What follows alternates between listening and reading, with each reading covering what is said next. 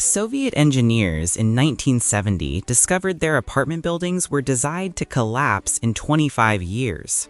When they reported this, they were sent to Siberia. The buildings were built anyway.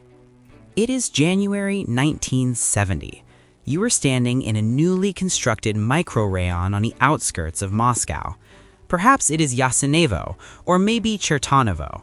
To your left and right, the horizon is dominated by the jagged silhouettes of 9-story panel buildings rising from the snowdrifts like geological formations rather than human habitations. The temperature is minus 30 degrees Celsius. It has been this cold for weeks. This is the winter of frozen truths, a season recorded in meteorological archives as one of the most severe in the 20th century history of the European USSR. The air burns your lungs, but there is something else in the air, something beneath the smell of freezing fog and cracking pavement. If you walk into the entrance of one of these new towers, specifically the series II-49, you are hit by a smell that shouldn't exist in a concrete building. It is sickly sweet. It smells like medicinal syrup mixed with gouache paint. Residents tell each other it is just the smell of the new, the scent of progress. They are wrong. It is the smell of a chemical weapon deploying in slow motion. To the Western eye, or indeed to the lens of official Soviet propaganda, this scene represents the triumph of the planned economy. Millions of workers, previously destitute or crammed into damp basements and communal barracks, are now housed in modern apartments with central heating and running water. But the reality on the ground is a terrifying inversion of this ideal. By 1970, the architectural experiment initiated by Nikita Khrushchev in the mid-1950s has mutated into a quiet catastrophe. You need to understand the scale of the deception. The earlier 5-story models, the ubiquitous K7 series that you see filling the gaps between the towers, are already 10 years old, and they are showing signs of premature senility. These buildings were officially classified as temporary housing of the first industrial period. This is the secret that nobody talks about in the breadlines. These homes were designed with a cynical, explicit expiration date of 25 years. The logic was purely ideological. The party promised that by 1980 the Soviet Union would have achieved full communism. In that utopia, these disposable shelters would be demolished and replaced by futuristic palaces. But look around you. It is 1970. The dawn of communism has not arrived. Instead, the stagnation of the Brezhnev era has set in, and the temporary is calcifying into the permanent. The razor-thin safety margins of these machines for living are beginning to fail. The central thesis of this investigation validates the horror of those engineers. The 25-year lifespan of the Khrushchevka was not a conspiracy theory. It was a written specification in the Gostroy archives. But the situation in the newer, taller blocks is even worse. In a desperate bid to maintain construction velocity during the brutal freeze of the previous winter, chemical technocrats authorized a lethal innovation. Traditional wet construction creates a problem at 30 degrees below zero. Water in the concrete mix freezes before it cures, destroying the structural integrity of the panels. The construction sites should have shut down. But in the Soviet Union, the plan is God. The plan cannot be paused for weather. So the engineers turned to chemistry. They added phenol-formaldehyde resins to the concrete mix. This chemical cocktail acted as an antifreeze and curing accelerant. It allowed the factories to keep churning out panels and the cranes to keep lifting them regardless of the temperature. To improve thermal insulation, they went a step further, impregnating the glass wool insulation mats with the same phenol-formaldehyde binders. It worked. The buildings went up, the quotas were met, the bonuses were paid. But now it is 1970. As the unsuspecting tenants turn on their radiators to combat the frost, the physics of the building turns against them. The heat bakes the phenol out of the walls. The vapor permeates the apartments, creating a toxic environment rich in formaldehyde. The hook told you that engineers were sent to Siberia. We must be precise about what that means in 1970. The mass terror of the Stalinist gulag has receded, but the mechanism of repression has evolved into a bureaucratic stranglehold. Engineers who raise alarms about concrete cancer or toxic off-gassing are not necessarily put on a cattle car to a logging camp the next morning. Instead, they face professional annihilation. To report that the housing stock is rotting is to accuse the party of failure. The threat of Article 190-1, dissemination of knowingly false fabrications defaming the Soviet state, hangs over every technical report. Whistleblowers are transferred to obscurity. They are demoted. Their careers are erased. The warnings are buried in the archives of the institutes, and the buildings are built anyway. To effectively understand this history, we must reconstruct the sensory experience of the resident in 1970. It is not just the smell of phenol. The entrances of these buildings smell of wet concrete, stale tobacco smoke, specifically the harsh Bellamore Canal brand, and boiling cabbage. Then there is the sound. The acoustic transparency of the panel buildings is legendary. The walls are often mere centimeters thick. A resident can hear their neighbor's radio, their arguments, and their intimacy. Privacy is a theoretical concept. In practice, the Soviet citizen lives in a panopticon of sound. And above all, there is the cold. Due to poor sealing between the exterior panels, drafts are constant. In this winter of 1970, ice forms on the inside wallpaper of corner apartments. Residents engage in a perpetual war against the elements, stuffing window frames with cotton wool, newspapers, and rags. This is the baseline. This is where millions of people are living, trapped in structures that are actively hostile to human life. But to understand how a superpower capable of launching humans into space could build housing designed to rot, we have to go back to the beginning. We have to look at the moment that temporary became official policy. The story of the collapsing apartment block begins not with engineering, but with politics. Upon Stalin's death in 1953, the Soviet Union faced a housing deficit so severe it threatened the stability of the regime. The rapid industrialization of the 1930s and the devastation of World War II had left the urban population living in unimaginable squalor. Millions inhabited kommunalkas, communal apartments where 10 to 20 people shared a single kitchen and toilet. Others lived in barak, wooden barracks or literal dugouts in the earth. Nikita Khrushchev, seeking to solidify his power, instigated a revolution. At the All-Union Conference of Builders in December 1954, he delivered a speech that would change the face of the USSR forever. He declared war on architectural excesses, the arches, porticos, and statues that defined Stalinist neoclassicism. Architecture, Khrushchev effectively argued, is not art, it is industrial design. This decree, issued formally in 1955, prioritized speed and cost above all else. The goal was to lower the cost of a square meter of housing by 30 to 40%. The solution was total prefabrication. And the architect of this new reality was Vitaly Lagutenko. He designed the K7 series, a 5-story building made of thin concrete panels that could be assembled in a staggering 12 days. It was a marvel of logistics, a house of cards made of reinforced concrete. But the K7 was stripped of everything non-essential. 5 stories was the maximum height considered walkable without a lift, so they eliminated elevators to save machinery costs. There were no garbage chutes. Waste had to be carried down. The toilet and bathtub were squeezed into a single tiny cell. Kitchens were reduced to roughly 6 square meters. Crucially, the K7 and its cousins were built with that planned lifespan of 25 years. This number is the key to the entire tragedy. They were never meant to be permanent homes. They were temporary shelters for the builders of communism.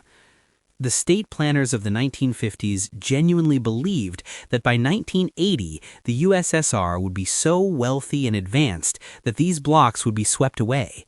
This ideological optimism allowed engineers to cut corners on durability that would have been criminal in any other context. But as we stand in the freezing fog of 1970, looking at the cracks forming in the concrete, we know something the planners didn't. We know that 1980 will come and go, and the buildings will remain. We know that the phenol is already in the walls, and we know that the system designed to house the people is slowly killing them. The horror is not just that the buildings were bad, it is that the defects were manufactured. The rot was in the blueprints. The quality of these buildings was not just a result of bad design. It was a symptom of a systemic disease known as Stormovshina, or storming. To understand why your apartment wall might crumble when you try to hang a picture, you have to understand the rhythm of the Soviet month. In the Soviet-planned economy, targets were set on a monthly basis, but the supply chain was a chaotic mess of bottlenecks. For the first 2 weeks of any given month, construction sites across the USSR sat eerily quiet. There was no cement. There was no glass. The cranes stood still against the gray sky because the factories hadn't delivered the panels. The workers played cards. They drank. They waited. Then, around the 20th of the month, the materials would suddenly arrive. Panic set in. The deadline was looming. To meet the quota and receive their bonuses, which were essential for survival, the construction brigades had to do a month's worth of work in 10 days. This was the storm. During the storm, the laws of physics and safety were suspended. The metal lugs connecting the massive concrete panels required precise welding to ensure structural integrity. A proper weld takes time. It requires a steady hand. But in the final days of the month, with the foreman screaming and the quota unmet, the welders did not have time. They performed spotty work. They skipped joints entirely. If a crane lowered a panel and it didn't fit perfectly into the slot, there was no time to recast it or adjust the frame. The gap was simply there. So the workers improvised. They stuffed the structural gaps with whatever was at hand: excess cement, rags, newspapers, and construction debris. Then they plastered over it. From the outside, the building looked solid. Inside, the skeleton was held together by garbage and hope. But the rot went deeper than just haste. It was fueled by theft. On a Soviet construction site, materials were a currency. A bag of high-grade cement could be traded on the black market for a bottle of vodka. It was a common transaction. But that cement was supposed to go into the mortar mix. To hide the theft, workers would dilute the remaining concrete with extra sand in water. This chemistry is unforgiving. When you add too much water to concrete, it becomes porous. It loses its strength. It becomes a sponge for moisture.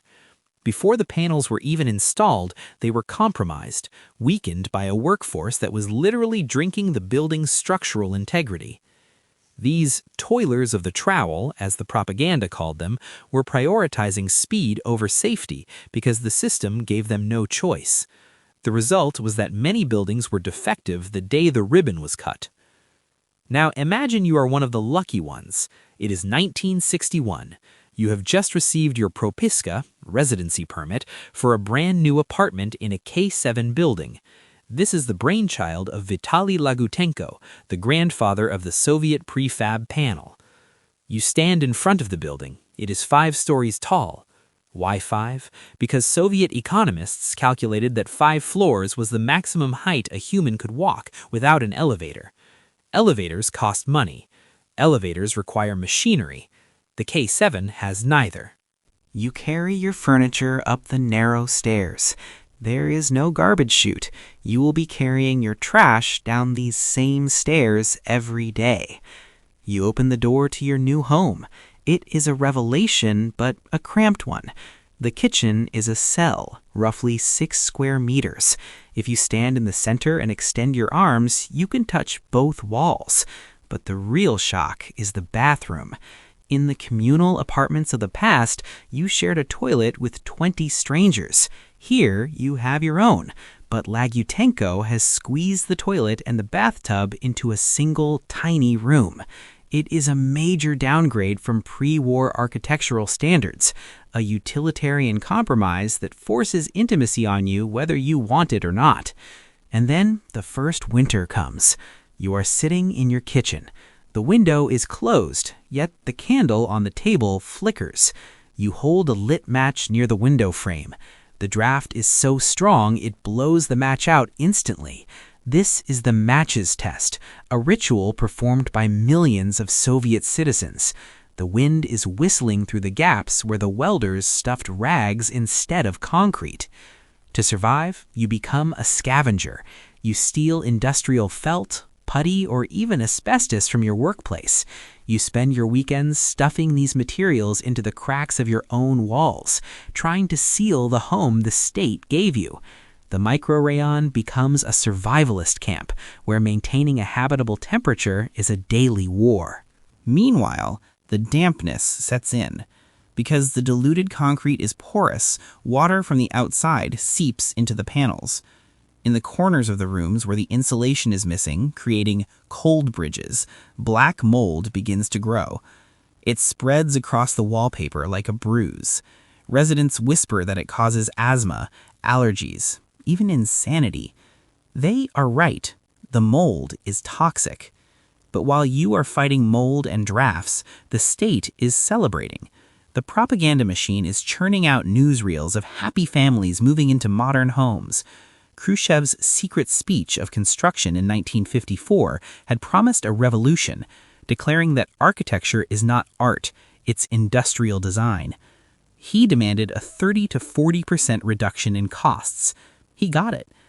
The K7 was a marvel of speed. It could be assembled in just 12 days. It was a house of cards made of reinforced concrete held together by gravity and spot welds. It was the physical embodiment of the temporary.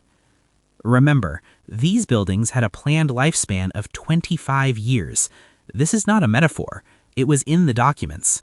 The K7, the II-32, the 1335, they were disposable wrappers for the workforce. The planners in 1960 looked at the calendar and saw 1980 as the finish line. By 1980, communism would be achieved. We would all be living in palaces.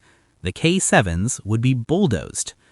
This belief that the future would fix the present allowed for a terrifying level of negligence. Why weld the joint perfectly if the building is coming down in 2 decades? Why waterproof the facade if we're all moving to utopia soon? But by the late 1960s, the dream was already souring. The utopian date of 1980 was approaching, but the palaces weren't being built. The economy was slowing down, and the temporary housing was degrading faster than anyone expected.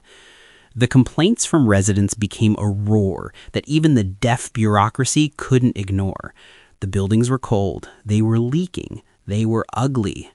In 1969, the Central Committee of the CPSU and the Council of Ministers issued a pivotal decree on measures to improve the quality of housing and civil construction. This sounds like a boring bureaucratic title. It isn't. It is a smoking gun. While phrased as a directive for improvement, this document was a de facto admission of catastrophic failure. The decree mandated the phase-out of the K7 and similar 5-story models. The experiment had failed. But here is the twist that turned a failure into a disaster. The decree didn't slow things down, it increased the pressure. The construction industry was now required to build better, with higher aesthetic and comfort standards and higher, moving from 5 stories to 9, 12, or 16 stories. And they had to do it without reducing the pace of construction. They had to build taller, complex towers with the same chaotic supply chains, the same drunken welders, and the same impossible deadlines. This squeeze, demanding quality without relaxing the plan, pushed the engineers into a corner. They needed a miracle to keep the factories running, especially as the winter of 1968 approached. They needed a way to build faster, stronger, and in colder weather than ever before. They found their miracle in a chemical laboratory. and that decision would turn the uncomfortable K7s into the lethal phenol houses. The turning point comes in the winter of 1968. If you look at the meteorological records for Moscow, you see a jagged red line plunging downward. Temperatures drop to minus 30 degrees Celsius and stay there. This is the general frost that defeated Napoleon and Hitler, but in 1968, it is defeating the Soviet construction schedule. In a normal country, construction would stop. You cannot pour concrete in deep freeze. The water in the mix turns to ice crystals before the cement can bond. If you pour a wall at minus 30, you aren't building a structure. You are building a brittle, frozen mud pie that will crumble when the spring thaw arrives. But the Soviet construction trusts are not operating in a normal country. They are operating under the plan, and the plan does not account for weather. The quotas for the Series 2 49 9-story towers have already been signed in the Kremlin. The buildings must go up. So, the chemical technocrats make a decision that will doom thousands of families. They need an antifreeze. They need something that will allow the concrete to cure instantly, generating its own heat to fight the cold. They look to the chemical industry, which has a surplus of a particular byproduct, phenol. The order comes down. Add phenol-formaldehyde resins directly to the concrete mix. It is a miracle solution. It acts as a potent plasticizer and a super accelerant. The concrete sets hard, fast, and despite the freezing fog. But they don't stop there. The 1969 decree demanded better insulation. The old K7s were freezing because they had no insulation. For the new Series 2 49, engineers decide to line the panels with glass wool. But glass wool needs a binder to hold it together in a mat. They choose, you guessed it, phenol-formaldehyde resin. The engineers know chemistry. They know that phenol is toxic. They know that formaldehyde is a carcinogen. But they also know that if they miss the monthly target, they will be reprimanded. Their workers will lose their bonuses, and the district party committee will be asking questions. So, the phenol house, the phenolny dome, is born. Fast forward 6 months. It is now late 1969 or early 1970. The buildings are finished. They stand tall and gray against the sky, a testament to Soviet perseverance against the elements. The lucky new residents receive their keys. They move in. Almost immediately, they notice the smell.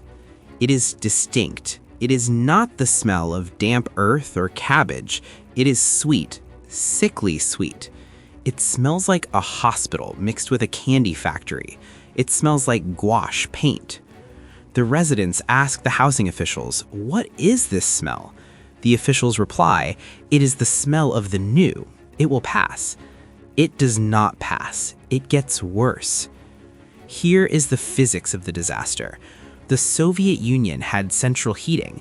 Radiators in apartments ran hot, very hot. When the winter of 1970 hits and those radiators kick into high gear to fight the minus 30-degree cold, they heat up the walls. The heat travels through the concrete. It hits the phenol-impregnated glass wool. It hits the phenol-laced concrete matrix, and the walls begin to off-gas. The apartment becomes a gas chamber. The very system designed to keep the residents alive, the heating, is activating the poison embedded in the structure. The concentration of phenol and formaldehyde vapor in these apartments begins to rise, exceeding safety limits by 10, 20, sometimes 50 times. The health effects are subtle at first, then devastating. Children start coughing. They develop chronic allergies. Residents wake up with splitting headaches that never go away. Kidney problems spike in the district. But nobody connects the dots. Why would they? The state provides the housing. The state provides the health care. To suggest that the housing is causing the sickness is to suggest that the state is poisoning its own people. And this brings us to the silencing. You might be wondering, where were the engineers? Why didn't anyone stop this? They were there, and they were afraid. By 1970, the Soviet Union isn't shooting engineers in basements anymore, but the memory of the Gulag is fresh. The story of Genrikh Altshuler is a whisper in every design institute. Altshuler, the father of the TRIZ problem-solving method, wrote a letter to Stalin in 1948 criticizing the state of Soviet innovation. He got 25 years in the camps. In 1970, the punishment for defaming the Soviet state, Article 190-1, is prison or exile, but the more immediate threat is professional death. If an engineer writes a report saying the Series 2-49 is toxic, they are effectively saying the party's plan to house the workers is a failure. That engineer will not be promoted. They will be transferred to a dead-end job at a research institute in the middle of nowhere. Or worse, they might be diagnosed with sluggish schizophrenia, a psychiatric diagnosis convenient for those who obsess over non-existent problems like toxic walls. So the reports are sanitized. The toxicity is labeled as temporary off-gassing. The buildings are certified as safe. But while the Series 2-49 is poisoning its residents chemically, the older K7 buildings are beginning to die structurally. We are now in the mid-1970s. The K7s are only 15 years old. They're supposed to last another decade, but they are failing. The culprit is concrete cancer. Remember the storming in Part 2? Remember the diluted concrete? That porous, weak concrete is now absorbing water like a sponge.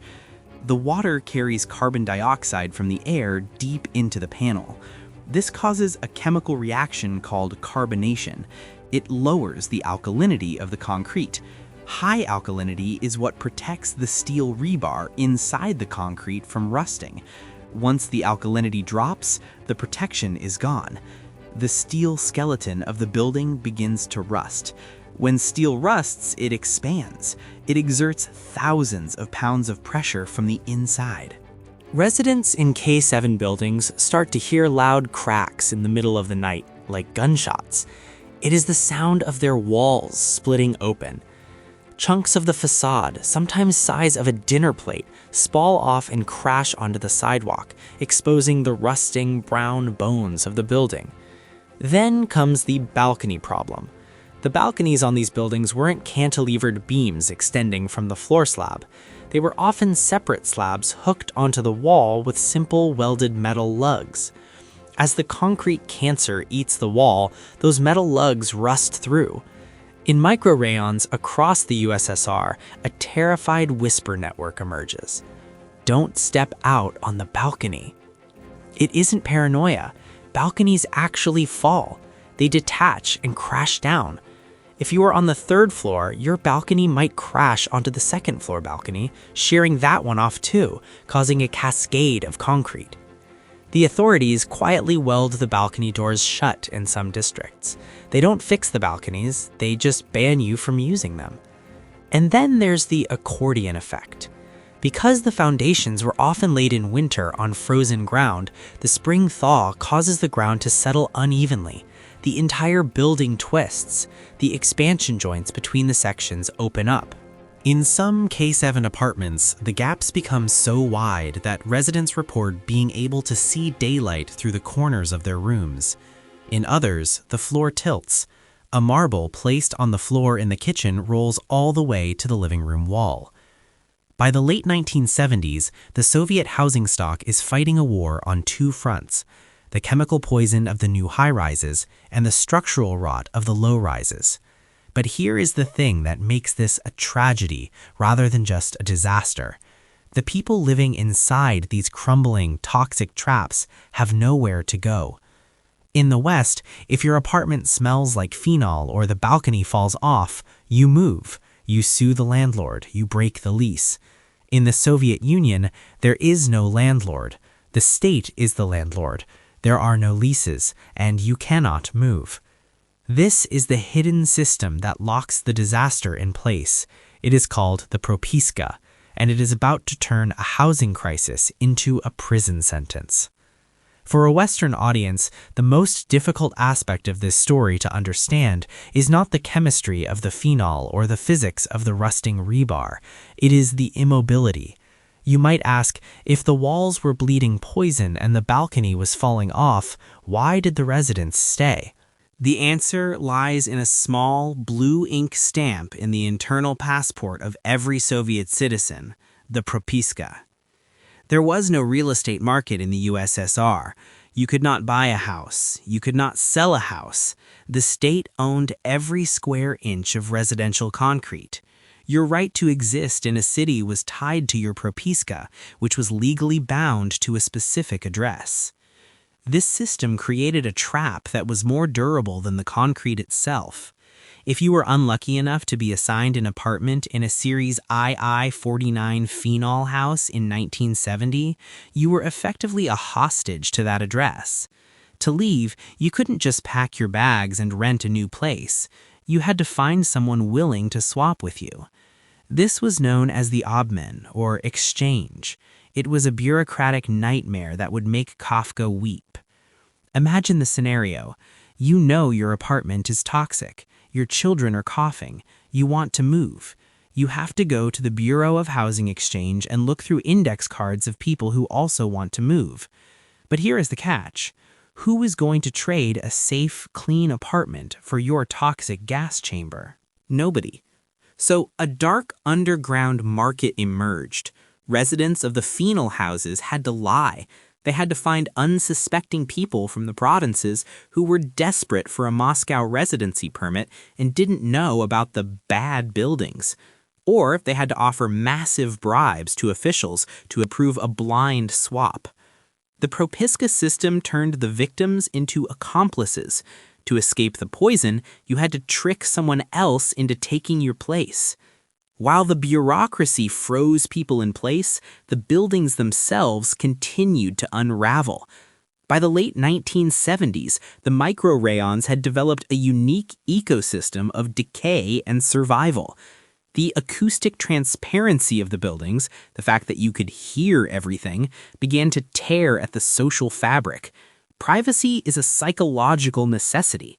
In the K7 and II-49 series, it didn't exist. The walls were so thin that if your neighbor sneezed, you said bless you. But it wasn't just sneezes. It was arguments. It was domestic abuse. It was the sound of the television. Residents lived in a panopticon of sound.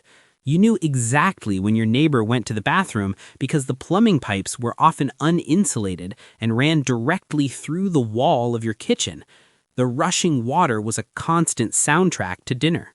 This lack of privacy bred a culture of intense, whispered paranoia. You never knew who was listening, not because of the KGB, but because of the architecture. Then there was the cold. The 1970s saw a succession of harsh winters, and the temporary K7 buildings were failing the matches test miserably. Residents would light a match near a closed window, and the draft coming through the frame would blow it out instantly. The state maintenance committees, known as JEC, were useless. They had no materials and no motivation, so the residents took matters into their own hands. This led to the era of self-repair, or more accurately, the era of theft for survival. To seal the freezing cracks in their walls, Soviet workers began stealing industrial materials from their workplaces. A shipyard worker might steal industrial oakum, a chemical plant worker might steal rubber sealant, a construction worker might steal asbestos mats. They brought these materials home in their lunch pails and stuffed them into the gaps of their apartments. It was a dark absurdity. Residents were patching their toxic, state-built homes with stolen, often toxic, industrial waste just to keep from freezing to death. The micro-rayon became a patchwork quilt of desperate repairs. As the physical decay deepened, it began to affect the collective imagination. The phenol houses and the crumbling K7s became the subject of dark urban legends. Children in the courtyards whispered about the ghost of the panel house. They said if you slept with your ear to the wall in a Series II-49, you could hear the building breathing. Terrifyingly, this was based on fact.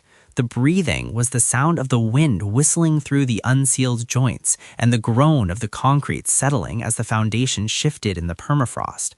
But to a child lying in the dark, smelling the sweet chemical scent of phenol, it sounded like the building was alive. Then there was the legend of the black mold.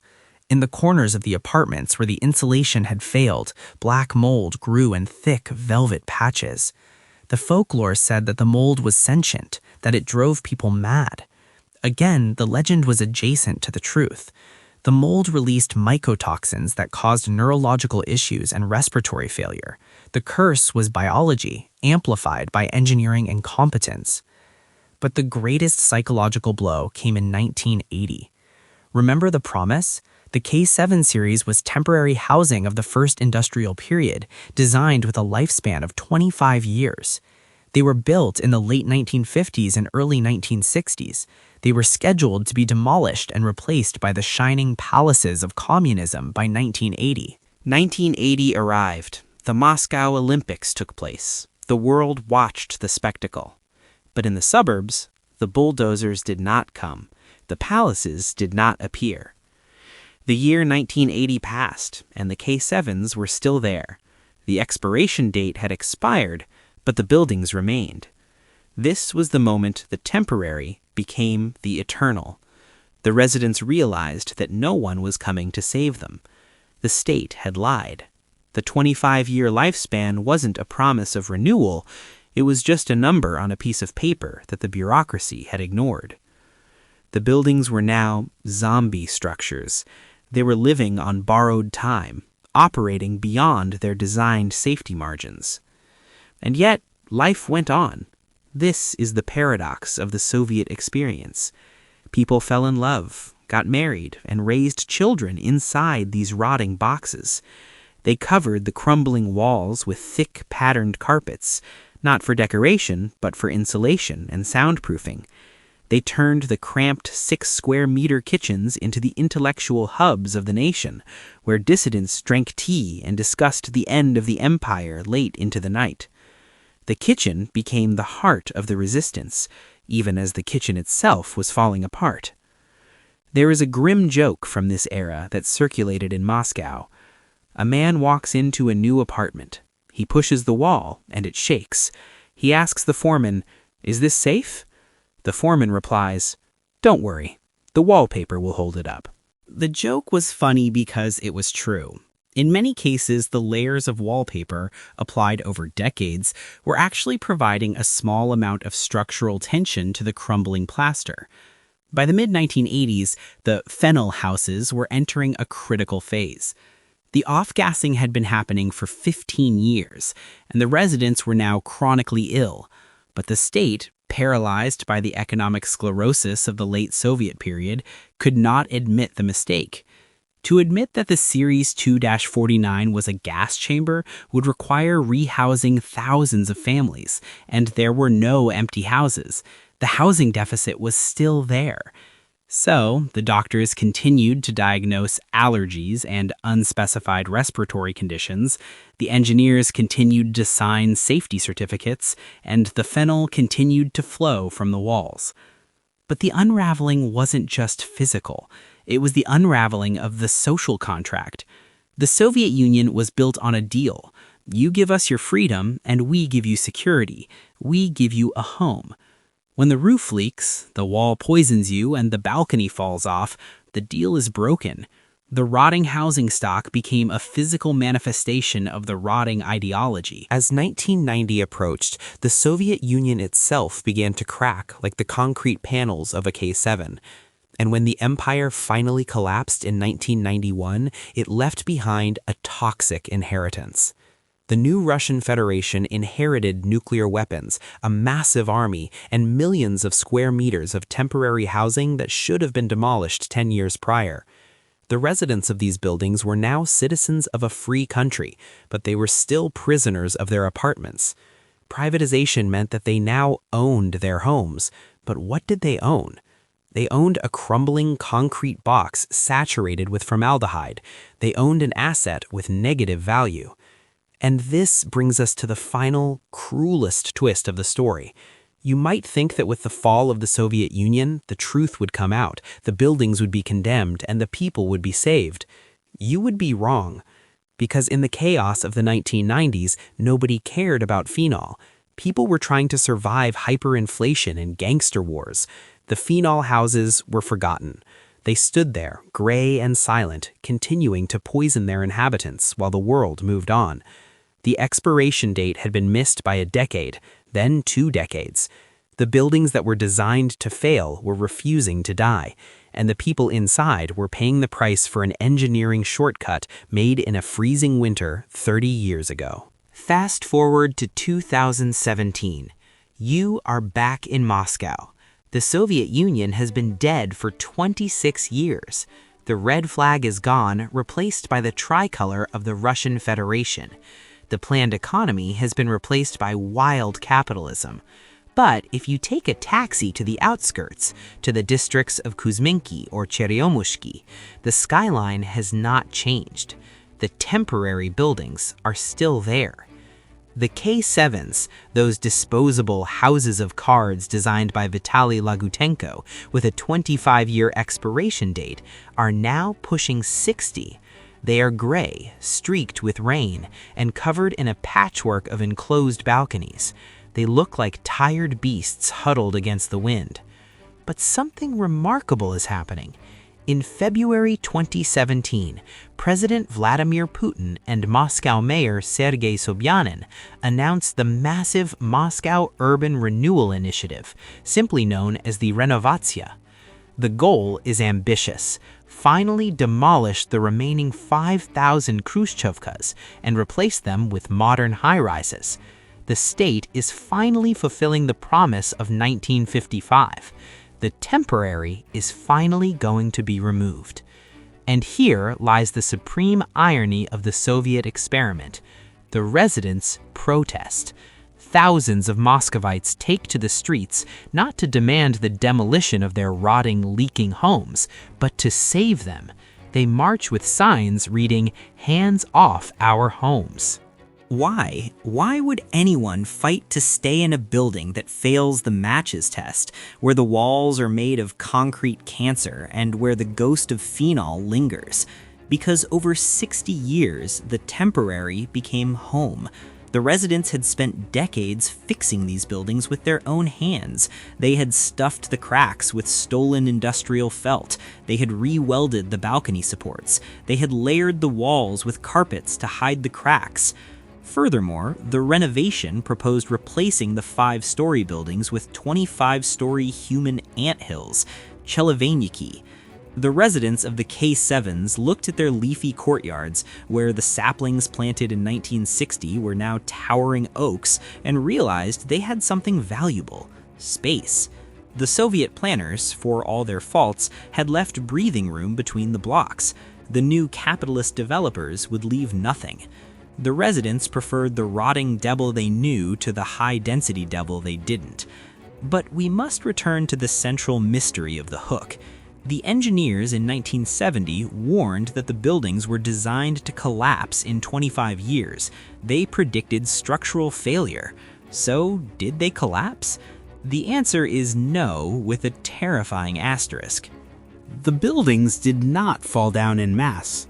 The engineers were right about the metal joints rusting, and they were right about the concrete carbonation, but they underestimated the sheer brute force of the friction holding these heavy panels together.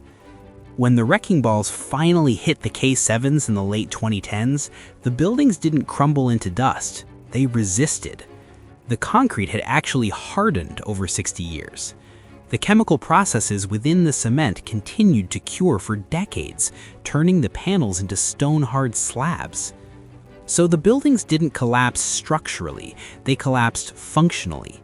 They failed as shelters, they failed as healthy environments, they failed to keep the residents warm without bankrupting them, but they succeeded in the one thing the Soviet state cared about: standing up.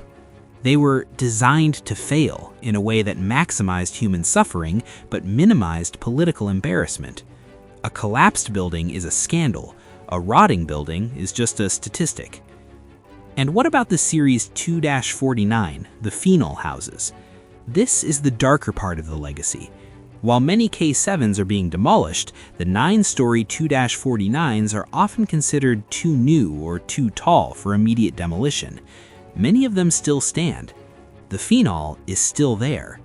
The physics of off-gassing means that the concentration of formaldehyde has decreased over 50 years, but it hasn't vanished.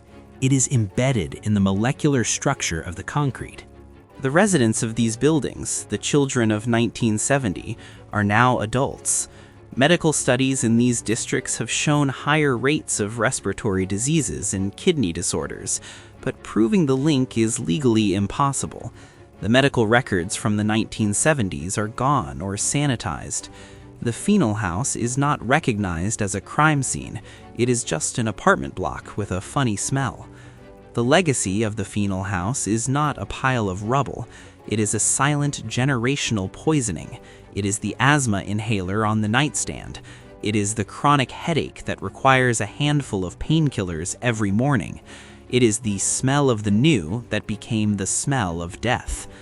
As we conclude this investigation, we must look at the numbers. The Soviet Union existed for 69 years, from 1922 to 1991. The K7 housing series has been inhabited for over 63 years. These buildings, designed to be disposable wrappers for a workforce, have effectively outlived the empire that built them. The ideology that birthed them, communism by 1980, is dead. The party is gone. The statues of Lenin have been toppled, but the housing remains. The temporary shelters became the only permanent thing in the lives of millions of people. The engineers who were silenced, the whistleblowers who were transferred to obscurity or sent to Siberia in the figurative sense, were the only ones who told the truth. They saw the timeline. They saw the rot. But the system was stronger than the truth. The system needed square meters. The system needed to report to the Central Committee that the plan was met. If the price of meeting the plan was mixing poison into the concrete, the system paid that price without hesitation. Today, if you walk through a Moscow suburb, or indeed the suburbs of Kyiv, Minsk, or Tashkent, look closely at the 5-story blocks. Don't just look at the gray facades, look at the scars. Notice the gray streaks on the walls where the water has been seeping in for half a century. Notice the patchwork of mismatched bricks where residents tried to stop the drafts. Notice the heavy steel doors that replaced the wooden ones, a symptom of the insecurity that followed the collapse. These are the survivors. They were supposed to be dust by 1980. They are still here. And if you're lucky enough to be invited inside one of the unrenovated blocks, perhaps a Series 2-49 that missed the demolition list, take a deep breath. You might catch a faint, sweet scent. It is barely there, hidden under the smell of cooking and cleaning products, but it is there. It is the smell of 1970. It is the ghost of a system that tried to cheat time, cheat physics, and cheat its own people. The buildings didn't collapse. They just forced the people inside to carry the weight of the failure. The Soviet Union promised a bright future. Instead, it built a toxic present that refused to end.